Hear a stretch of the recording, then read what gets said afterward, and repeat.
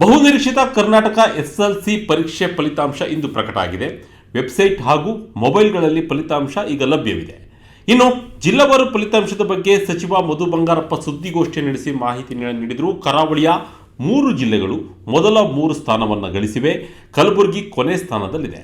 ದಕ್ಷಿಣ ಕನ್ನಡ ಪ್ರಥಮ ಸ್ಥಾನ, ಉಡುಪಿ ದ್ವಿತೀಯ ಸ್ಥಾನ ಹಾಗೂ ಉತ್ತರ ಕನ್ನಡ 3ನೇ ಸ್ಥಾನವನ್ನು ಪಡೆದುಕೊಂಡಿದೆ. ಕಲಬುರಗಿ ಕೊನೆ ಸ್ಥಾನದಲ್ಲಿದೆ. ಈ ಬಾರಿ ಪರೀಕ್ಷೆ ಬರೆದ ಶೇಕಡ 94.1% ವಿದ್ಯಾರ್ಥಿಗಳು ಉತ್ತೀರ್ಣರಾಗಿದ್ದಾರೆ. 7.75 ಲಕ್ಷ ವಿದ್ಯಾರ್ಥಿಗಳು ಪರೀಕ್ಷೆಗೆ ನೋಂದಣಿಯಾಗಿದ್ದರು. 5,000 ವಿದ್ಯಾರ್ಥಿಗಳು ಗೈರಾಗಿದ್ದರು. 7.7 ಲಕ್ಷ ವಿದ್ಯಾರ್ಥಿಗಳು ಉತ್ತೀರ್ಣರಾಗಿದ್ದಾರೆ.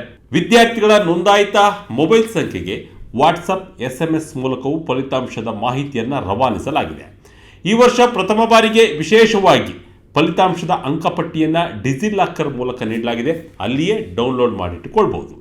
ಟಾಪ್ 5 ಜಿಲ್ಲೆಗಳಾದ ದಕ್ಷಿಣ ಕನ್ನಡ ಶೇಕಡ 98.4, ಉಡುಪಿ ಶೇಕಡ 98.10, ಉತ್ತರ ಕನ್ನಡ ಶೇಕಡ 98.2, ಹಾಸನ ಶೇಕಡ 97.51, ಮಂಡ್ಯ ಶೇಕಡ 97.4 ಗಳಿಸಿದೆ.